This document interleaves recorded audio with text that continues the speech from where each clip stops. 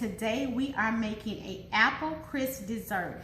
And the dessert is a low carb dessert. So for everyone that's eating low carb or just watching their carb intake in general, this is a great dessert for you.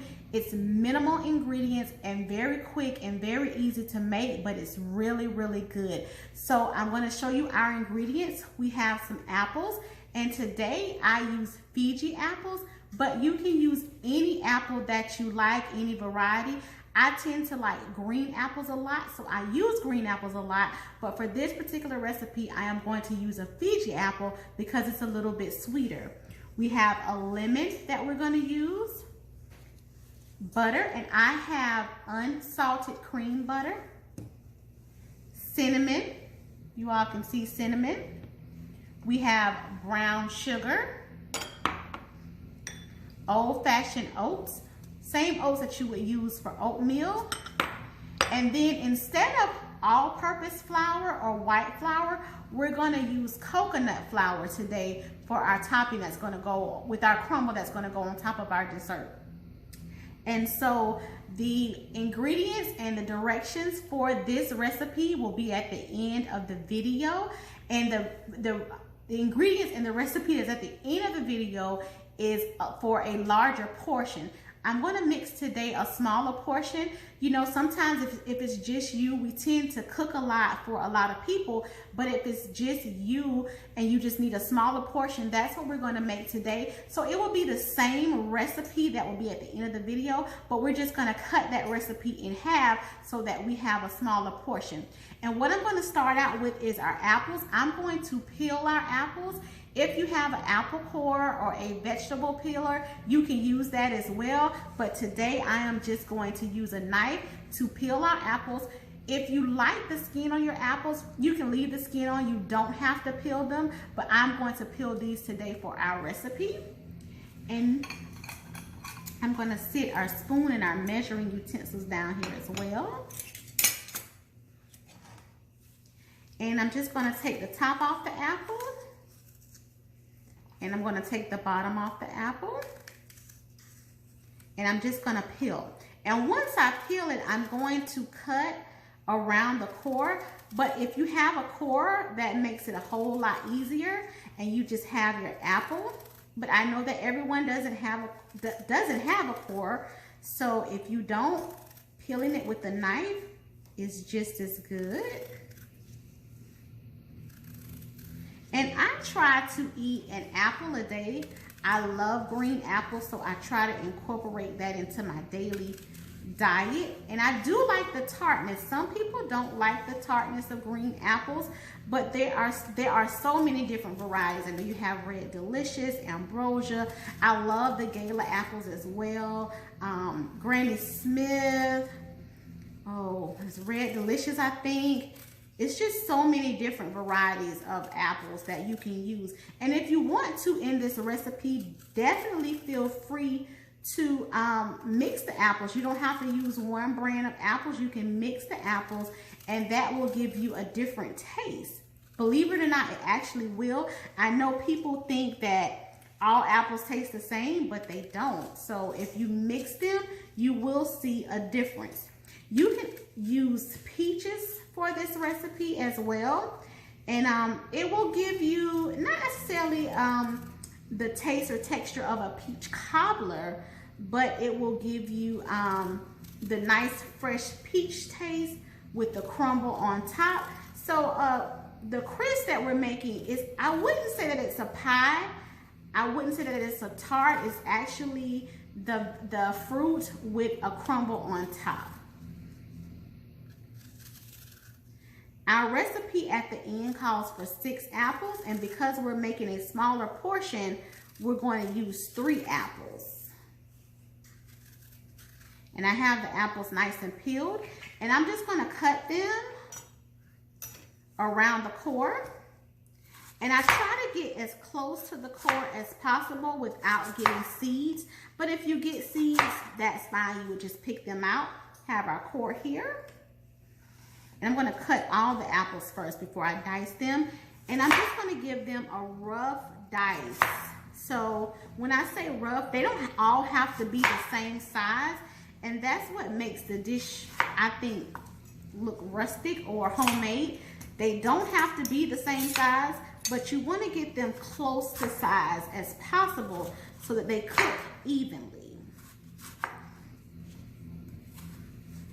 It's got that one really good. So just got our core left and our apples. And I'm going to sit our bowl down here because as we cut the apples, we're going to add them to the bowl. And if you can see, just gave them a nice dice. And I'm going to add that to our bowl. And we're just going to continue to cut our apples till we get them all nice and diced.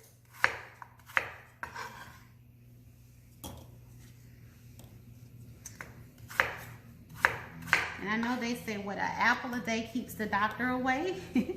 I still feel like that is true. Apples are really, really good for you. And with fruit in general, fruit is, they say, nature's candy, and I believe that, but you also want to eat it in moderation as well because fruit does have a lot of sugar in it. And so if you are watching your sugar intake or your carb intake, you do want to watch how much fruit you consume in a day. But I would say eating an apple is better than eating a candy bar. Some people won't agree. So we got our apples nice and cut.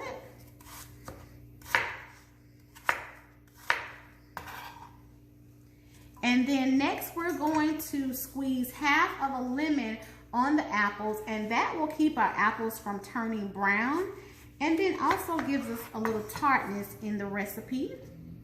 Have half a lemon. I'm just going to squeeze it. Let's see. I'll bring it closer. See? Just squeeze half a lemon. And we're going to add a tablespoon of brown sugar.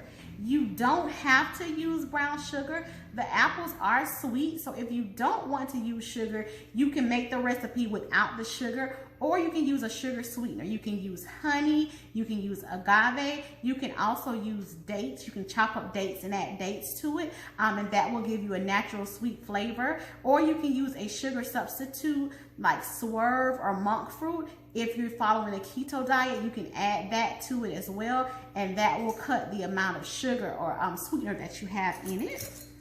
So we'll do a tablespoon of brown sugar.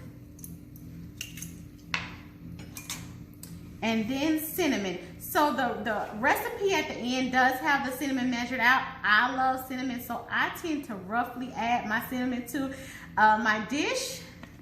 So I'm just gonna do maybe 5, 6, 10 sprinkles of cinnamon. If you don't like cinnamon a lot, you don't have to add as much as I do. I like cinnamon, so I added a good bit to the recipe, but at the end of the video where the recipe is, you would follow that for the cinnamon amount that you would add.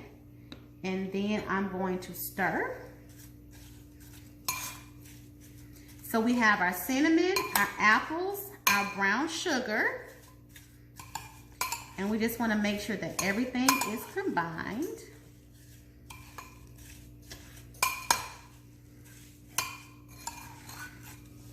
And I like the lemon because it gives it a little bit of juice and mix everything up nicely. So everything is mixed, our apples, our brown sugar, and our lemon. And now we're going to make our crumble to go on top. So we have our oats, our coconut flour, and we're going to add butter. So I'm going to add the coconut flour to the oats. And then I'm going to add a half a cup of butter. And what you want to do is just cut the butter in little small pieces, and we're going to add it to our mixture, and then we'll mix it with our hands to crumble on top. And if you have a fork, you can mix it in with the fork as well. And you want your butter to be cold because you don't, when you put it in the oven, you don't want it to melt down or cook really fast. So you want the butter to be cold. So take it out of the refrigerator right before you start the recipe. So we're going to do half a cup. Put this on our cutting board. And then I'm just gonna take it and cut it in smaller pieces.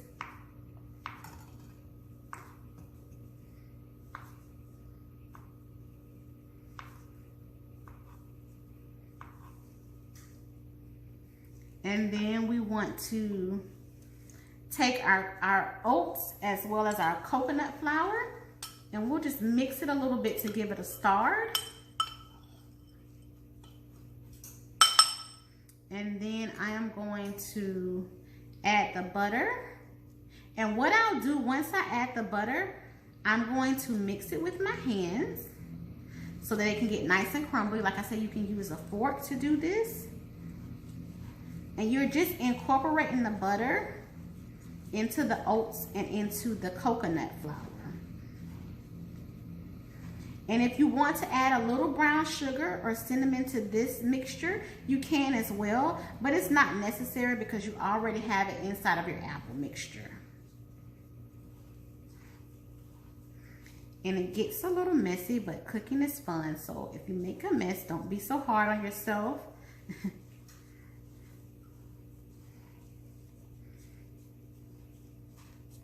And you just want everything mixed in. I will tell you that coconut flour is a really good substitute, but if you're allergic to coconuts or any kind of nut, almond flour, you can use regular white flour in this recipe.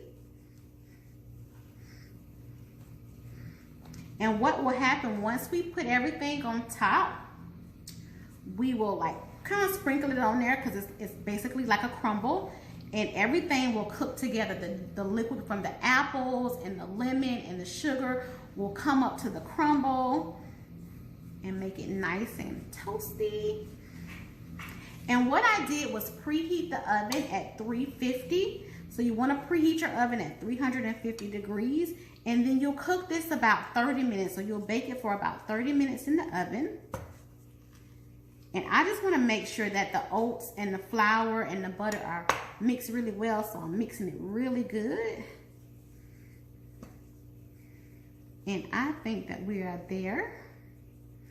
So I'm going to take our apples and I'm just going to put the crumble on top. And as you're putting it on there, you just kind of want to sprinkle it a little bit.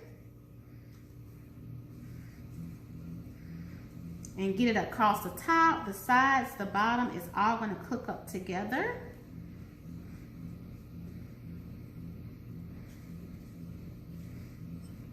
And then what I like to do once I got it all mixed and in there, I like to press it down just so that everything gets together and it cooks evenly.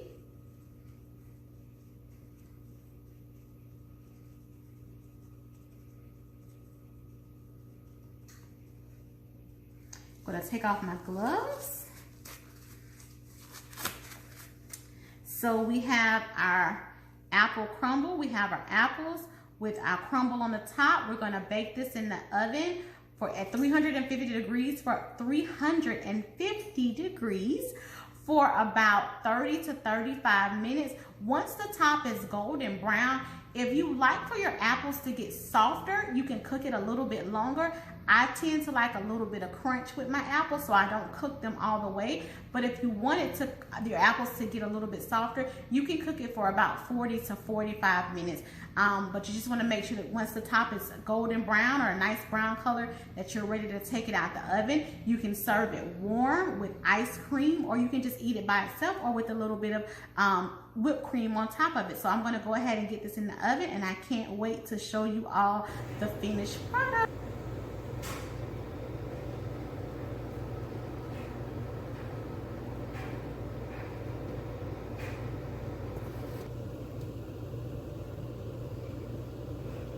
We have our finished crumble with just a little bit of low carb keto ice cream. So they sell this in any grocery store, and it's a low carb keto friendly ice cream. And we have our completed crumble. Try to go down so you can see how everything has come together. And this is a nice dessert that's low carb.